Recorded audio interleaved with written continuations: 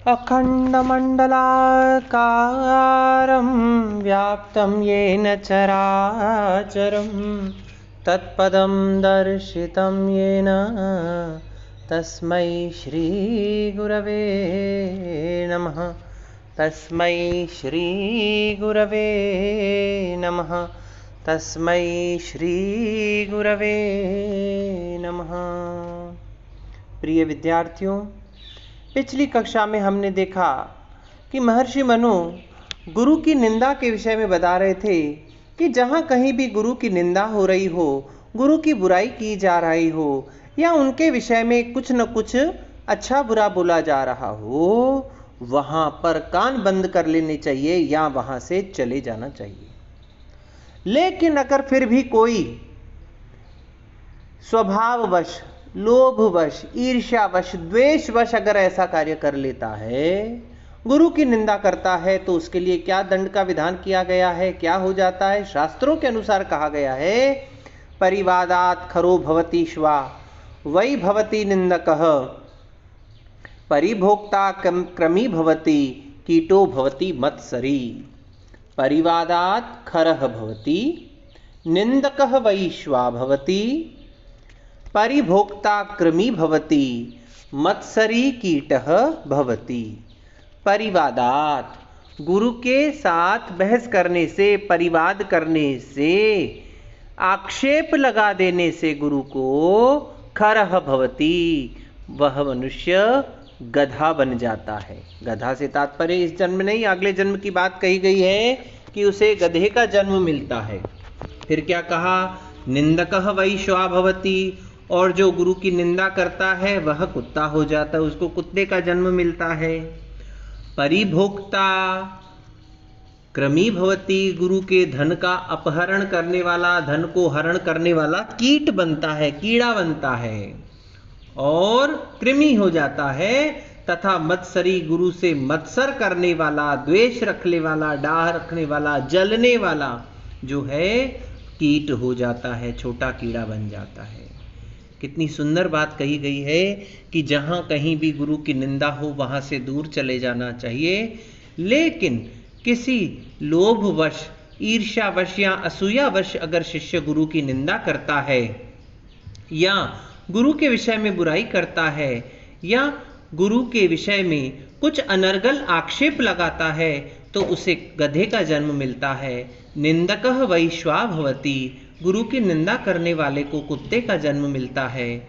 परिभोक्ता, गुरु के धन का अपहरण करने वाला, गुरु के धन को हरने वाले का जन्म जो है वह कृमि के रूप में होता है, बड़ा कीड़ा जिसे कहते हैं।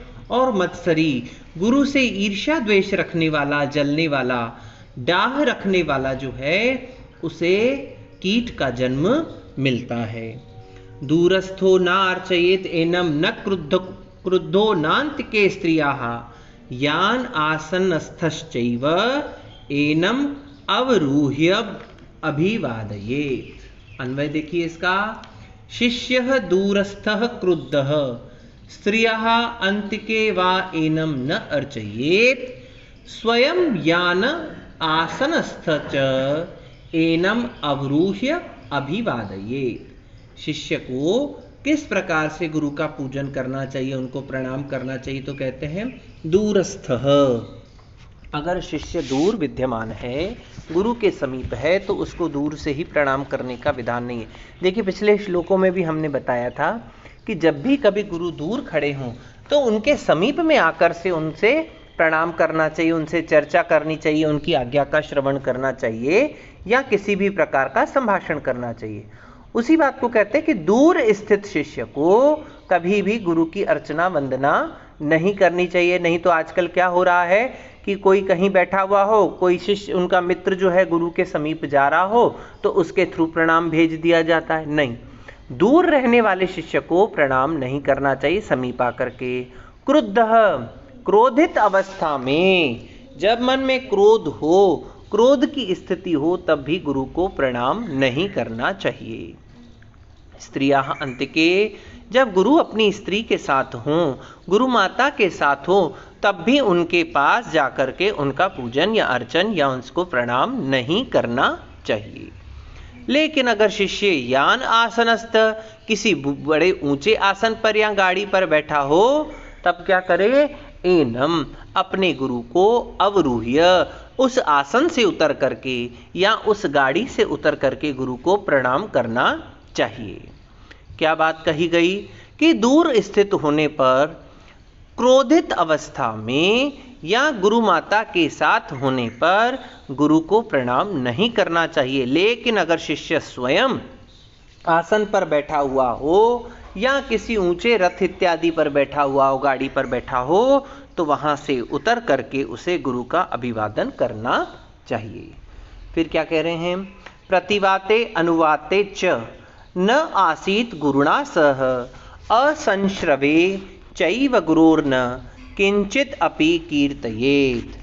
शिष्यः प्रतिवाते अनुवाते च गुरुणा सह न आसीत् गुरोः असंश्रवे एव किंचित अपि न कीर्तयेत्।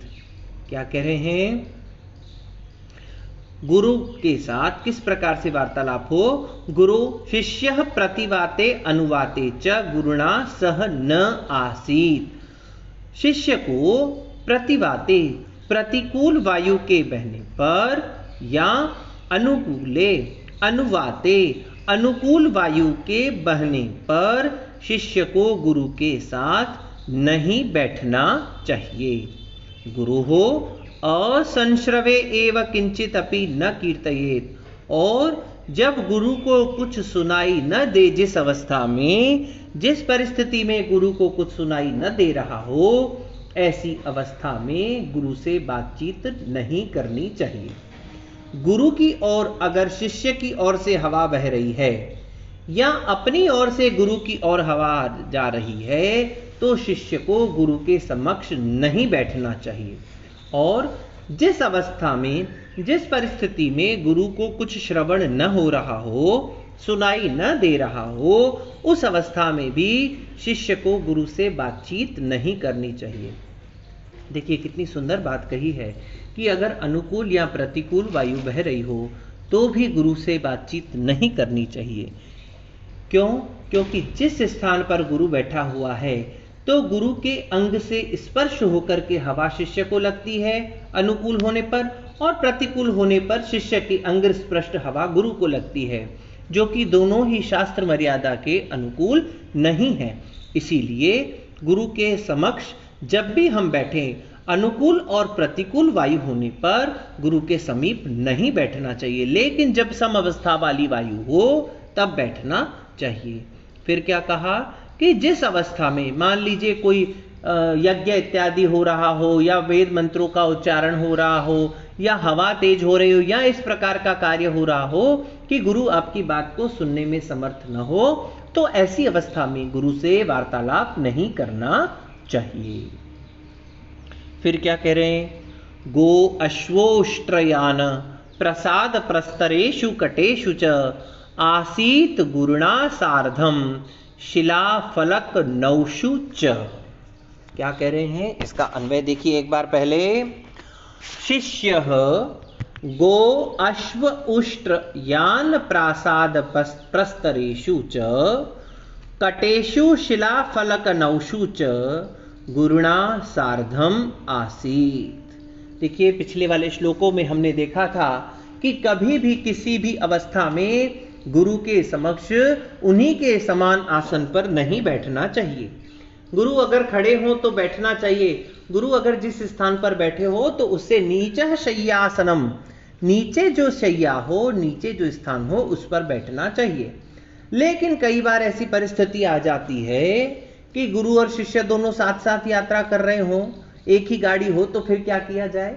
तो उस प्रकार की अपवाद स्वरूप परिस्थितियों के बारे में बताते हुए कह रहे हैं शिष्य को गौ गाय के यान में यानी बैलगाड़ी पर, अश्व घोड़ा गाड़ी पर, उष्ट्र ऊंट गाड़ी पर, प्रासाद यान या किसी और यान में, प्रासाद अर्थात महल की छत पर, प्रस्तरेषु पत्थर की चट्टान पर या पहाड़ पर, कटेषु चटाई पर, शिलाफलकनोषु, शिलाओं पर, बड़ी बड़ी चट्टानों पर, शिलाओं के फलक पर, नौशु या नाव में, जो है फलक, फलक कहते हैं तख्त पर, इत्यादि स्थितियों में गुरु सार्धम, गुरुणा सार्धम आसीत, गुरु के साथ बैठा जा सकता है शिष्य के द्वारा।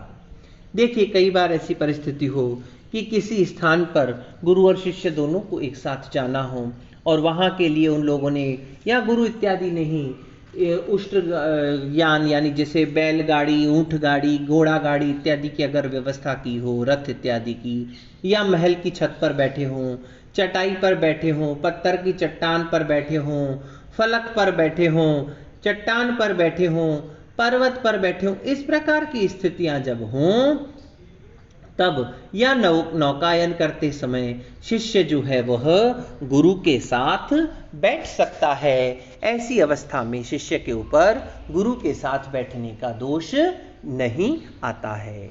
इसके पश्चात और किन किन विषयों में शिष्य को अपने गुरु के साथ वार्तालाप करने में, बैठने में या उनके साथ रहने में और किन प्रकार के विषयों में ध्यान रखना चाहिए, सावधानी रखनी चाहिए, इसके विषय में महर्षि मनु ने बहुत ही विस्तार से वर्णन किया है।